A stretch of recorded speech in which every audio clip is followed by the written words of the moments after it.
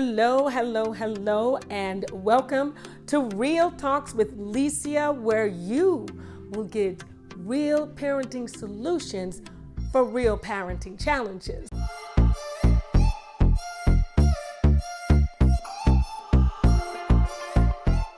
Today, I want to talk to my fellow foster parents, aka resource parents. Thank you for doing all that you do.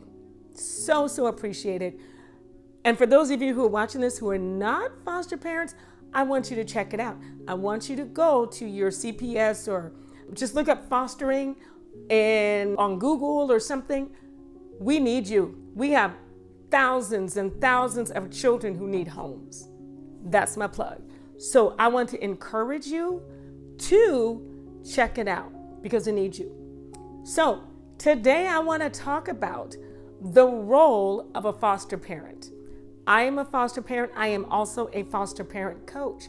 So I get to help train these amazing men and women who step up to the plate for these kids who are going through some of the most challenging times in their entire life. The role of a foster parent can get a little blurry, kind of like my background. It can get a little blurry because we get into foster care because we care.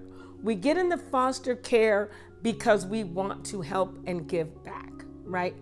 Back in the day, there were people who got in it for the money, but let me tell you, it has to be for love and it has to be for a good reason because there ain't no money in it, okay? Just put that out there on the table. All right.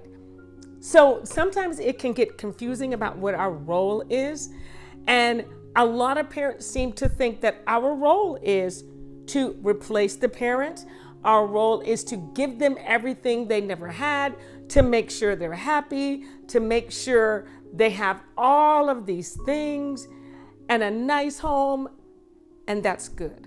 But that is not our role. Our role as a resource parent and / foster parent is to provide a safe and loving environment for these children. What does that mean? That means we give them shelter.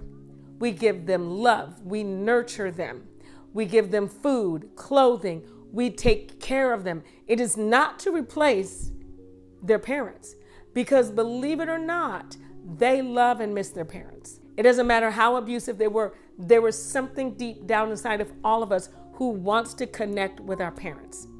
And even though they went through such harsh things, they love and miss their parents. So do not forget that. Side note, if you're parenting a teen, I would not advise you saying, oh, you can call me mom.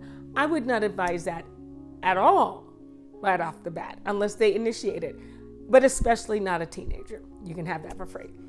So our role is to provide a safe, loving, nurturing environment that supplies the basic needs of a human being, okay? It is also to support reunification. That means we are temporary, and the goal is to get them back to their family. Sometimes it doesn't happen, but they will always make the effort to make it happen, meaning that the agency will provide services for the bio parent so that they can learn parenting skills or do whatever they need to do so that they can get their child back and it be a safe and loving environment. So our role is to provide a safe, loving environment for these kids and support reunification. I know sometimes that's very hard, especially when you find out what was done. When you find out the abuse and neglect from the parent, you're like, oh, they do not need to go back there. I hear you. That's not our job. That's the agency's and the court's job to decide that. Our job is to provide the best place for them right now, a place for them to detox, to get the counseling and therapy they need, to get the food and all the necessities they need and love right now. And speaking of love, sometimes we do too much. We want to give them love. We want to give them love. We need to back off, baby, right? They don't know us very well. They are just getting to know us. So less is more. Less is more. Let it happen on their terms. I digress. All right, back to the point. Our role. Let's not get it confused. It's easy for them to become like our children, but we have to remember that they are not. They are not our children. So we're here to provide a safe, loving environment and to support reunification. Okay? Thank you again for what you do. Let me pray for you. Father, I thank you for every brave and courageous person who has stepped up to the plate to foster, who have stepped up to the plate to provide a safe, loving environment for these kids. I pray that you bless them. I pray that you give them joy as they do what they do, as they serve this most vulnerable population. I pray that you give them wisdom in how to parent. And I thank you for each one. In Jesus' name, amen.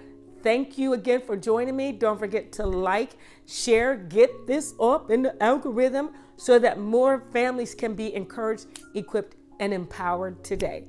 Thank you so much. Take care. Bye-bye.